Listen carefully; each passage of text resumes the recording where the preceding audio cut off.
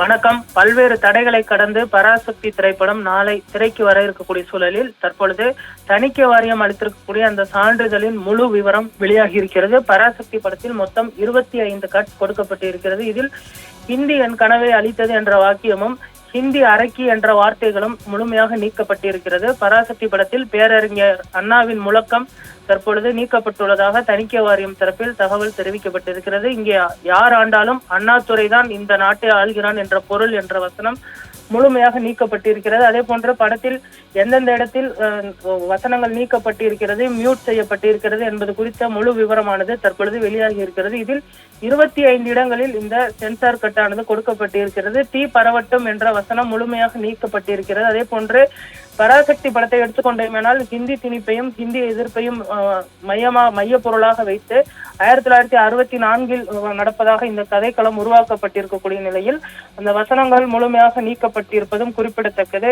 ஒன்றிய அரசின் எதிர்ப்பு காரணமாகவே இந்த வசனங்கள் நீக்கப்பட்டிருப்பதாக தகவல் வெளியாகி இருக்கிறது. தணிக்கை துறை என்பது தனிப்பட்ட துறையாக இருந்தாலுமே கூட அதில் அங்கம் வகிக்கக்கூடிய அதிகாரிகளின் எதிர்ப்பு காரணமாக இந்த வசனங்கள் நீக்கப்பட்டிருக்கிறது. அதே போன்று இந்தி என்பது ஒரு மொழி, அதை எதிர்க்கக்கூடிய வகையிலேயோ அல்லது திணிக்கக்கூடிய வகையிலேயோ வசனங்கள் வைத்திருந்தால் அது முழுமையாக நீக்கப்பட்டிருப்பதாகவும் அந்த தணிக்கைத்துறை சான்றிதழில் இந்த விவரங்கள் வெளியாகி இருப்பதும் குறிப்பிடத்தக்கது.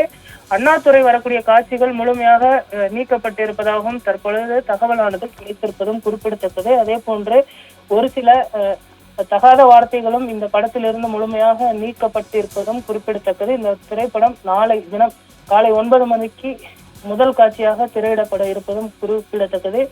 ஹிந்தி கத்துக்கிட்டது உள்ளிட்ட பல்வேறு விஷயங்கள், ஹிந்தி அரக்கி, அதே போன்று ஒரு சில தவறான வார்த்தைகளும் இந்த படத்தில் முழுமையாக நீக்கப்பட்டு தற்பொழுது அவர்களுக்கு சென்சாரில் UA சான்றிதழானது அளிக்கப்பட்டிருப்பதும் குறிப்பிடத்தக்கது. நாளை காலை 9 மணி காட்சி திரையிடப்பட இருக்கக்கூடிய சூழலில் சிவகார்த்திகேயன், ஜெயம் ரவி, அதர்வா உள்ளிட்ட முன்னணி திரை நட்சத்திரங்கள் கோயம்பேடு ரோகிணி அதே போன்ற காசி திரையரங்குகளில் இந்த திரைப்படங்களை பார்ப்பார்கள் என்றும் தகவலானது வெளியாகி இருக்கிறது.